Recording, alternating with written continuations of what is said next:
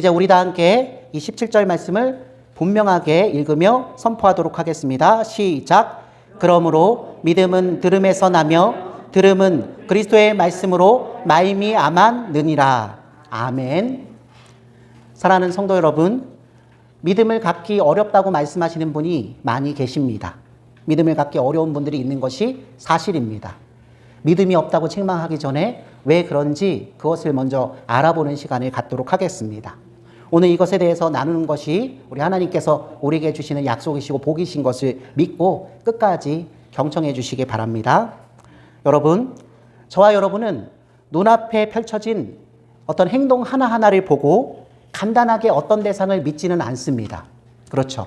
겉으로 보이는 것이 다가 아니란 것을 오랜 세월 동안 우리가 확인해 왔기 때문에 조금 더 그 대상을 믿기 위해서는 신중한 태도로 접근해야 될 것입니다. 우리의 믿음은 그때까지 축적된 여러 가지 마음의 상태가 종합된 결과입니다. 어린 시절 지금까지 혹시 교제하시는 친구분들이 계시면 여러분 이거 아시죠? 처음 만났을 때 인상이 별로 안 좋았어요. 그리고 두 번째 만났을 때도 어떤 사건 사고가 있어서 그 친구에 대해서 좋게 생각할 수가 없었어요. 소원하게 지냈었는데 시간의 흐름을 타고 하나님께서 그 친구와 여러 가지 교제할 수 있는 사건을 풀어주시면서 내가 그 사람의 마음을 알게 되고 그 사람을 믿을만 하다라고 생각하며 10수년, 20년, 30년 동안 단단한 우정을 가꾸면서 지내는 그런 분들이 분명히 계실 것입니다. 성도 여러분, 우리는 사실 점점 하나님을 믿는 믿음에 이르는 것입니다.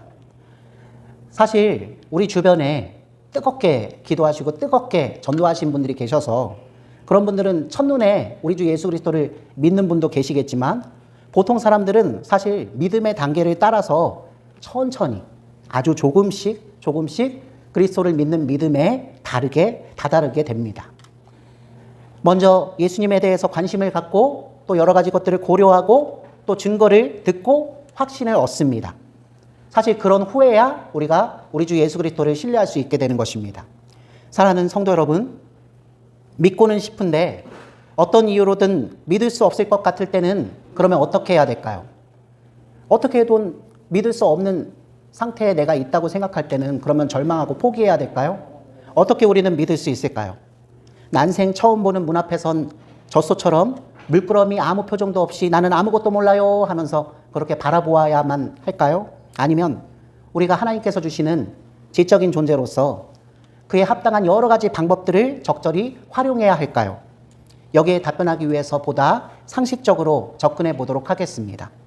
여러분도 아실지 모르겠는데 성도 여러분, 제가 책을 읽었거든요. 한 150년 전에 태어나서 한 7, 80년 전, 90년 전에 죽은 분이에요. 제가 미국의 소위 백화점 왕이라 불리는 워너메이커라는 사람이 매우 좋은 사람이라는 소문이 난 것을 들었다고 합시다. 그 소문은 저의 관심을 충분히 끌었고 또 그 워너메이커가 좋은 사람이라는 믿을 만한 소문이 사실로 여겨지기도 했습니다. 그런데 시간이 지나서 어떤 이유에서인지 의심이 생기기도 했습니다. 정말로 이 워너메이커가 백화점을 경영하면서 마냥 좋은 일만 했을까? 마냥 사람들에게 좋았을까? 마냥 자신의 백화점에서 일하는 직원들에게 여러 가지 복지와 노동의 문제에서 정말로 흠이 없는 사람일까? 이렇게 의심이 들기도 했습니다. 그렇지만 이 워너메이커가 참 좋은 사람, 지금의 우리 복지와 노동 문제에 대한 여러 가지 근간을 놓은 선한 그리스도인 것을 믿고 싶었습니다. 이럴 때 저는 어떻게 해야 할까요? 여러분이라면 어떻게 하셔야 될까요? 그냥 뜬구름 잡듯이 그냥 믿어버려 이렇게 하셔야 되나요? 아니죠.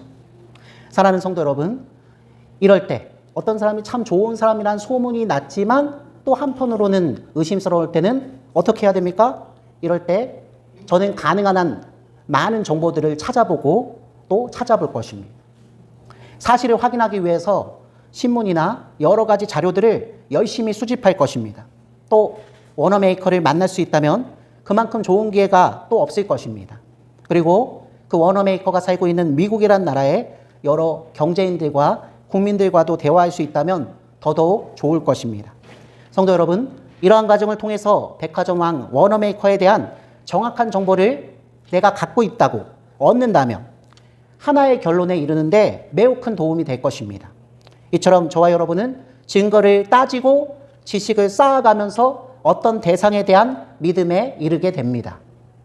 여러분, 정도의 차이는 있지만 여러분 모두 어떤 것을 신뢰하기 위해서 그것에 대해서 알아보는 기초적인 작업을 다 하실 거라 저는 믿습니다. 사랑하는 성도 여러분, 예수 그리스도에 대한 믿음은 사실 아버지 하나님께서 우리들에게 주십니다. 하지만 하나님께서 그 예수님에 대한 믿음을 우리에게 주실 때는 우리 마음의 법칙에 맞추어서 그 선물을 주십니다. 바로 오늘 본문 말씀 로마서 10장 17절 말씀이 이것을 증언하고 있습니다. 그러므로 믿음은 들음에서 나며 들음은 그리스도의 말씀으로 말미암았느니라. 아멘. 여러분, 믿기 위해서는 그분 예수님의 말씀을 들어야 한다고 이 로마서 10장 17절 말씀은 전제로 하고 있습니다. 성도 여러분, 우리 구주 예수 그리스도를 믿고 싶다면 먼저 그분에 대해서 들으십시오. 그리고 그분에 대해서 읽으십시오. 또 그분에 대해서 생각하십시오.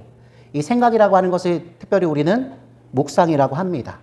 말씀을 듣기도 하고 말씀을 읽기도 하지만 듣고 읽은 것을 가지고 여러분 기도하면서 생각하는 시간이 정말로 필요합니다. 과연 그것이 옳은가? 내가 깨달을 수 없는 것이 있다면 그것을 깨닫게 하시는 바로 성령님께 그것을 알 수 있게 해달라고 간구해야 합니다. 여러분, 예수님에 대해서 알고 싶으시다면, 믿고 싶으시다면 먼저 들으십시오. 그리고 읽으십시오. 그리고 그분에 대해서 충분히 성령님과 함께 생각해 보십시오. 그럴 때 마음속에서 믿음이 싹처럼 돋아날 것입니다. 우리 봄이 막 지났죠? 우리 바깥 풍경을 보면 드디어 싹이 돋아서 가지를 이루고 가지에서 잎이 나고 그리고 그 잎에서 이제 곧 열매가 맺혀지는 계절이 올 것입니다. 정말 보기만 해도 충만하죠. 우리 인생도 마찬가지였습니다. 여러분, 어떤 분은 열매를 보면 울더라고요. 왜? 열매 떨어지는 가을이 겨울이 곧 올 것 같아서. 내 인생이 그런 것 같다고. 근데 여러분, 그런 분들이 하나 잊고 있는 것 있죠. 하나님은 자연을 순환시키십니다. 하나님은 우리 인생을 순환시키십니다. 선하게 선순환시키십니다. 모든 것을 다 가진 사람은 하나님께서 모든 것을 다 맡기고 다 내려놓게도 하시고 모든 것을 다 잃어버린 사람에겐 하나님께서 또 모든 것을 짊어지게 하시기도 하시지 않습니까? 사랑하는 성도 여러분, 제가 여러분의 경우로 예를 들게요. 여러분, 치료받기 위해서 어떤 의사를 믿고 싶다면 어떻게 해야 되나요? 먼저 여러분 그렇게 안 하셨을 수도 있는데 저는 이렇게 하고 싶어요. 이분을 추천하는 사람을 만나고 싶습니다. 소위 얘기해서 추천서라는 것을 한번 받아보면 좋겠습니다.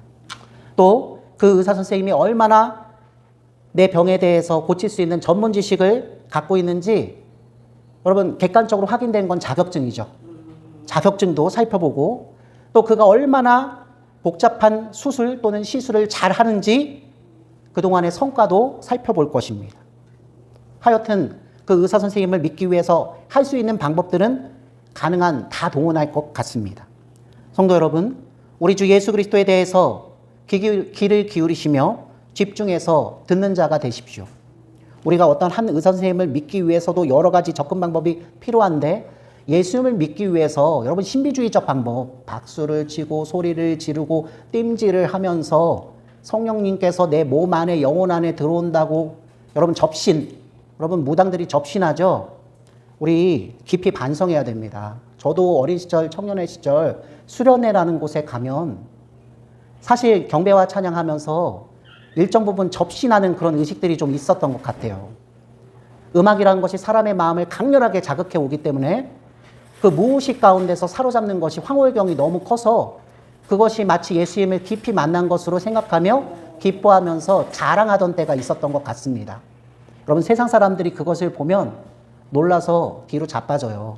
그리고 다시는 교회에 나오는 사람들을 상대하지 않습니다. 여러분, 오히려 오늘 설교의 주제입니다. 제목입니다. 분명히 적어 놨어요. 예수 그리스도에 대해서 귀를 기울이시며 집중해서 듣는 자가 먼저 되십시오. 로마서 10장 17절 말씀은 우리가 어떻게 예수 그리스도를 우리 믿음의 주요 온전케 하시는 주로 우리가 맞아들이며 인생을 맡겨드리는지 그 출발점을 분명히 단언합니다. 그분에 대해서 말씀을 듣고 기울이고 집중해서 나가는 자세가 정말로 필요합니다. 사실 어떤 사람이 참으로 예뻐 보이는 건 그 사람이 유능하기 때문은 아니에요. 그 사람이 유능하다는 건 한 번 실수해서 무능하다는 것이 드러나면 신뢰를 다 잃어버리게 되잖아요. 근데 그 사람이 어떤 사람인 것? 착한 사람, 좋은 사람, 따뜻한 사람, 최소한 내가 이해할 수 있는 사람인 것. 여러분, 사실 삶에 있어서 능력보다 먼저 우선시돼야 되는 것은 늘 무엇이다? 자세와 태도였던 것입니다. 여러분, 학창시절을 생각해 보세요. 지금 학생들은 너무 자유롭게 지내지만 여러분들의 학창시절, 여러분의 가정에서 어머니, 아버지를 대했던 그 시절, 여러분 그 자세들을 잘 생각해 보세요. 나중에 머리가 굵어졌을 때 그게 마냥 좋지만은 않았다는 것을 알지만 우리가 도리어 부모가 되고 또 사회의 어른이 되셔서 이 세상에 유능하지만 철없는 또 예의를 모르는 또 공동체를 파괴해가는 그런 사람들을 보면서 우리가 얼마나 마음 아파하고 또 마음 아파하는 데서 그치지 않고 사실 기도하지 않습니까? 여러분 자세와 태도가 얼마나 중요한지요. 여러분 병을 치료할 때도 여러분의 자세와 태도가 의사 선생님의 능력보다 더 중요한 것입니다. 훨씬 더 중요해요. 제가 웬만해서는 하나님 아버지 낫게 하여 주옵소서, 하나님 아버지 즉시로 낫게 하여 주옵소서 이런 기도를 잘 안 합니다. 그런데 정말 지푸라기 잡는 심정이라도 있는 분들을 위해선 여러분 거기에서 믿음이 나오는 걸 알기 때문에 제가 다른 거 다 포기하고 그 기도를 정말 해드려요. 그러나 그게 다가 돼서는 안 되죠. 주님에 대해서 먼저 알려고 하는 자. 주님을 알려면 주님의 일생, 주님이 하신 말, 주님의 약속이 기록된 그 성경의 말씀을 읽어 나가야 하는데 그것이 사실 쉽지 않아요. 하나님께서는 바울 선생을 통해서 더 정확하게 우리에게 부탁하십니다. 그 말씀을 들으라. 그 말씀을 책임자들의 말씀, 그 설교를 들으라. 여러분 교회의 근간이 말씀과 성례거든요. 성례 또한 보이는 말씀이기는 마찬가지입니다. 우리 예배 1시간 동안 해나가는데 말씀이 반 이상이에요. 가톨릭 교회에서는 미사기 때문에 그 성례전을 가지고 말씀을 대체하는 경우가 상당히 많습니다. 성례는 무시로 시행해야 되는 것이지만 사실 우리는 로마서 10장 17절 말씀에 의해서 예수 그리스도 그분의 약속에 대해서 더 알아야 되기 때문에 말씀 듣는 시간을 더 많이 갖습니다. 이제 오늘 우리가 함께 듣고 나눌 말씀을 정리하고자 합니다. 사랑하는 성도 여러분, 제 말씀을 분명히 들으십시오. 예수 그리스도를 지속적으로 분명하게 설명하는 그 교회의 사역 가운데 많은 영혼들이 결국 믿음에 이르게 됩니다. 특히 십자가에 못 박힌 예수 그리스도를 집중적으로 전하는 그 목사, 그 사역자 밑에 있는 성도들이 믿지 않는 상태로 남아있는 사람은 거의 없을 정도입니다. 사랑하는 성도 여러분, 십자가 외에 다른 것을 전하는 설교는 절대로 듣지 마십시오. 예수 그리스도에 대해서 들을 수 있는 예배 장소로 가십시오. 젊은이들에게 패션 열정을 얘기하며 꿈과 비전을 얘기하는 곳으로 가지 마십시오. 늙은이들에게 꿈을 얘기하면서 다른 것으로 현혹하는 곳으로 절대 가지 마십시오. 우리는 주님으로 인해서 생명을 얻은 청지기일 뿐입니다.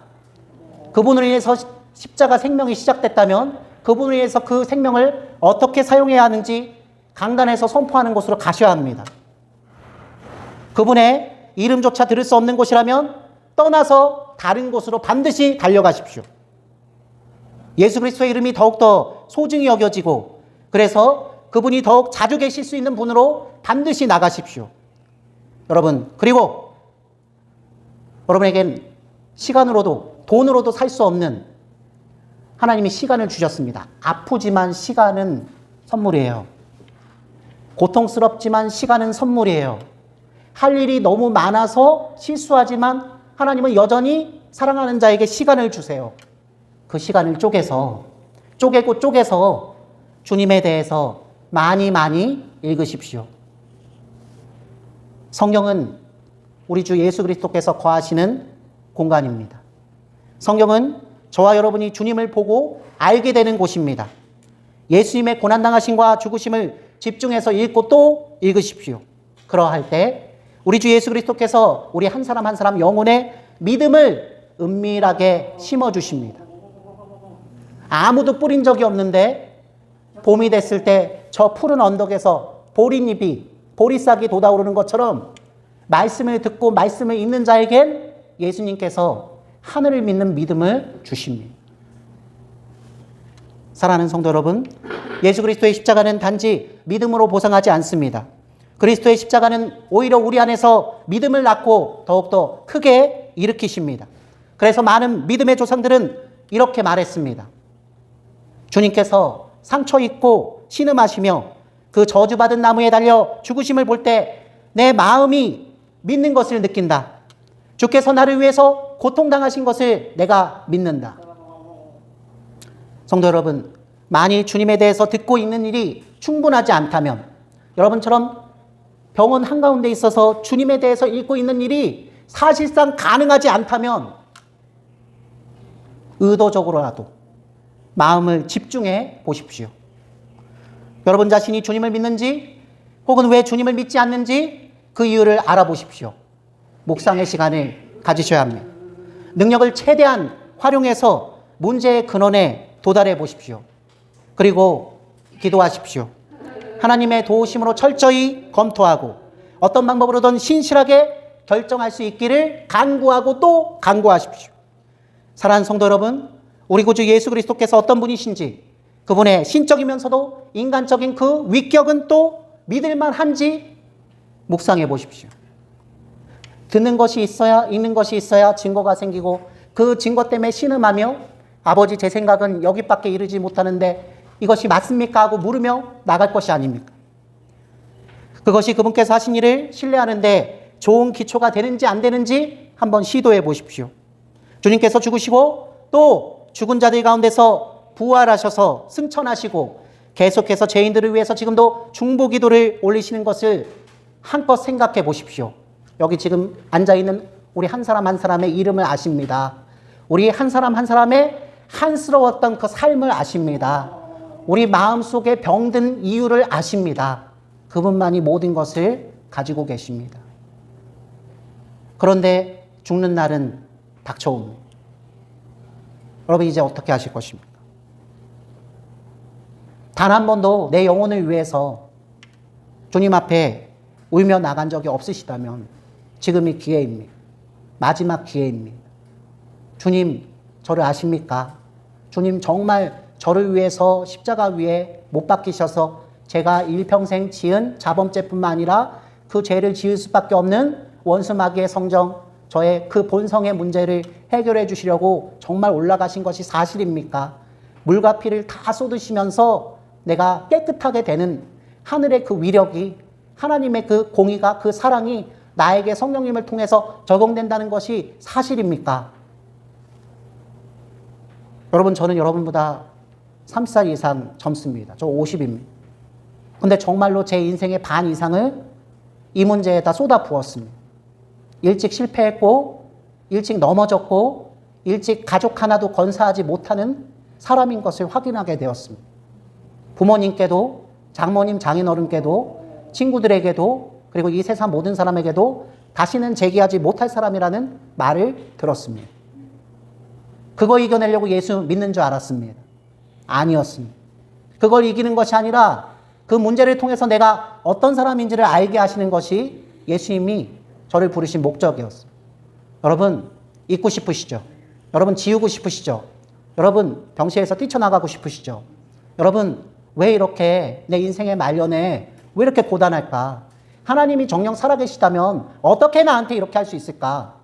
여러분, 그 마음을 버리십시오. 여러분, 그 마음을 먼저 버리셔야 합니다. 하나님은 모든 일을 하실 수 있으시죠. 하나님은 나를 낫게도 하시고 하나님은 나를 병들게도 하십니다. 사랑하는 성도 여러분, 다시 한번 부탁드립니다. 그분 앞에 내 영혼을 맡겨드리며 울부짖으십시오. 전 7, 8년 전에 한 권사님, 장로님 부부 금요기도에 나오셔서 그 70이 다 되신 분들이 눈이 시뻘개지면서 1시간 이상 우시면서 다른 기도를 못 하세요. 주여 하고 정말 귀가 찢어지는 소리로 울면서 기도하던 게 아직도 인상 깊습니다. 그분이 해결해 줄 수 있는 유일한 분인 것을 알기 때문에 한 명은 그렇게 나올 수 있는데요. 부부가 그렇게 나오는 건 어렵더라고요. 여러분 신앙생활 하신 분들 다 아실걸요? 내 자녀하고 같이 우리 집안에 일어나는 문제를 위해서 함께 뜨겁게 눈물 흘리면서 주님의 이름으로 간구하면서 기도하는 것 쉽지 않아요. 쉽지 않습니다. 어떤 집을 가면 아버지 교회 따로, 어머니 교회 따로, 아들 교회 따로, 딸 교회 따로 본인의 성품에 따라서 그 성품을 받쳐줄 수 있는 교회를 찾아가서 다니는 경우도 있더라고요. 그거는 하나님 나라의 지체 연합되는 공동체 훈련을 받지 못한 결과라 저는 생각합니다. 주님께 울부짖으십시오. 작은 문제에서부터 아주 큰 문제에 이르기까지 늘 그분께 울부짖으십시오. 주님은 반드시 들으십니다. 그리고 주님은 우리의 방식대로 이루어 주시지 않고 그분의 방식대로 이루어 주십니다. 그분은 아버지세요. 그분은 자녀들이 어떻게 해야 잘 되는 줄 아세요. 귀가 하나 잘려도 천국에 들어오는 것이 낫다고 말씀하세요. 연자맷돌에 목을 메고 죽어도 천국에 들어오는 것이 낫다고 말씀하세요. 부활하는 것을 믿으시잖아요. 여기 이곳에 평생 장애를 가지고 산 사람들을 우리가 그렇게 많이 봤으면서도 우리는 그 사람들을 찔찔찔찔 혀를 차면서 나는 저 사람보다 낫지, 그러니 아버지께 감사합니다 라고 생각하며 그렇게 살아온 존재였어요. 그럼 얼마나 끔찍합니까? 장애 가진 자들이 태어난 이유는 하나님이 어떤 분이신지를 보여주기 위해서였어요. 멀쩡한 사람들이 하나님의 초대를 받았을 때 그 초대를 거절하고 아무도 오지 않습니다. 시장 바닥에 나가서 장애인들, 거지들, 노숙자들, 냄새나는 자들을 데리고 오세요. 아버지 하나님은요, 그 모든 사람들을 다 깨끗하게 하실 수 있고 그 모든 사람들에게 왕자와 공주의 옷을 입히시고 그 모든 사람들을 자신의 백성, 자신의 아들로 삼으시기로 결심하셨어요. 우리에게 어떤 조건이 있지 못해요. 그분의 사랑의 의지, 그분의 그 자비의 마음, 그것을 붙드십시오. 사랑하는 성도 여러분, 우리 주 예수 그리스도를 알고 싶으시다면 이제부터라도 성경 말씀을 통해서 그분의 성품이 어떠한지를 연구하고 그분의 사랑이 어떠한지를 아는 만큼 호소하며 최대한 그분께 가까이 나가십시오. 이제 그것이 우리에게 맡겨진 마지막 인생의 사역입니다. 환자들에게만 맡겨진 사역이 아닙니다. 일평생 직업적인 소명, 가정을 돌보는 소명을 취하면서도 내 영혼을 위해서는 늘 시간을 내셔서 무시로 주님 앞에 나가셔야 합니다. 저 천성 향하여 고요히 가리니 살든지 죽든지 뜻대로 하소서.